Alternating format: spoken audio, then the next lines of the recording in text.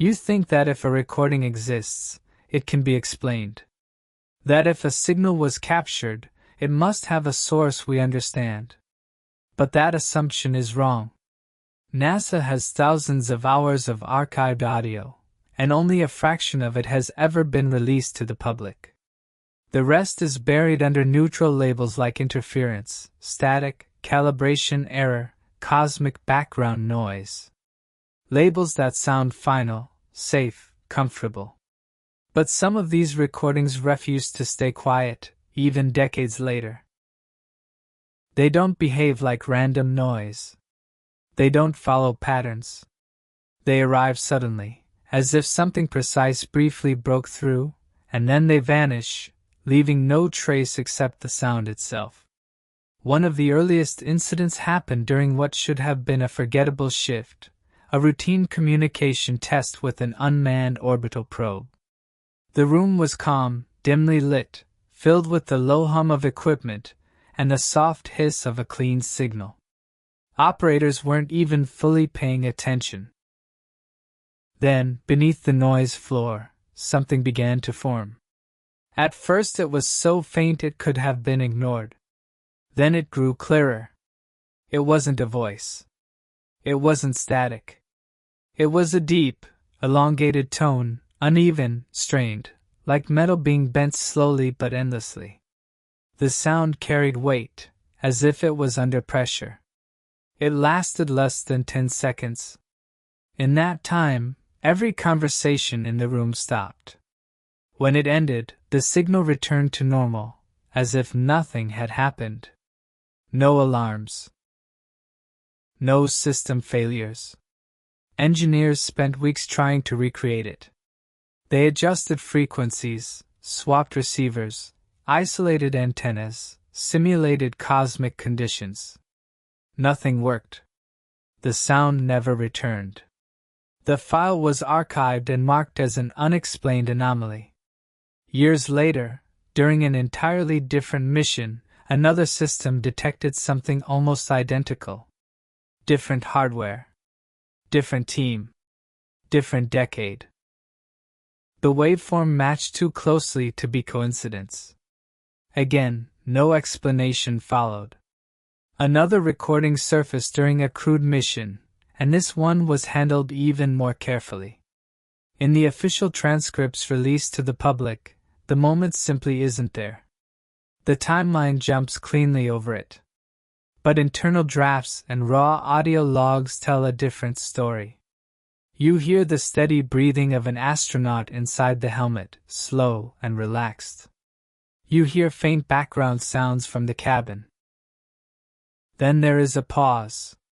Not silence, but a kind of held space. And then a whisper. It's quiet, but unmistakably present. It doesn't match any crew member's voice. It's too close, too intimate, as if the microphone was inches from the source. The words can't be clearly identified, but the tone is wrong. It isn't aggressive. It isn't helpful. It sounds patient. Observing. Listening back, analysts noticed something else that never made it into reports. During the whisper, the astronaut's breathing changes slightly, as if his body reacted before his mind did. After a few seconds, the whisper stops. The astronaut resumes speaking, continuing the checklist exactly where he left off. Later, during debriefing, he insists he remembers nothing unusual. No sound. No pause. No missing time. He is calm, cooperative, and visibly uncomfortable with further questions. The most disturbing recordings didn't come from missions involving people at all. They came from deep space monitoring, from long-range antennas scanning regions with no expected activity. One such signal arrived without warning, cutting cleanly through silence. It didn't repeat. It didn't drift. It didn't pulse like known cosmic sources. First there was nothing. Then a sudden burst that sounded like a scream stretched across time, distorted, warped, almost dragged through space itself. Some described it as a mechanical shriek. Others said it sounded organic, like pain slowed down until it became unrecognizable. When researchers slowed the audio, the effect became worse, not clearer. The sound took on texture, rhythm, variation. It no longer felt accidental. A few scientists suggested natural explanations, rare cosmic events, unknown interactions of energy. But no one could replicate it, and no one could say why it carried such an emotional weight. The most unsettling part of these recordings isn't just how they sound. It's what happens to the people who hear them. Multiple operators, across different decades, reported the same reactions. Sudden anxiety without a clear reason. A tightening in the chest. The feeling that someone else was present in the room, just outside the edge of perception. Some reported vivid dreams in the days following exposure to the audio. Others asked to be reassigned, refusing to explain why. One technician reportedly shut down a playback session mid-recording, hands shaking, insisting the sound felt wrong, not loud or painful, just wrong in a way he couldn't describe. Official explanations never change. Technical artifacts. Instrument sensitivity. Rare but harmless cosmic phenomena.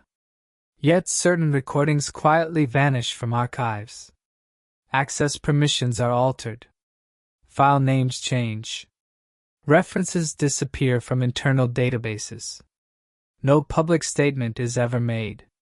And the same question keeps resurfacing among those who know these recordings exist. If this is all just noise, why does it keep returning with such precise similarities across time and distance? Why do people who hear it react in the same way, even when they don't know what they're listening to?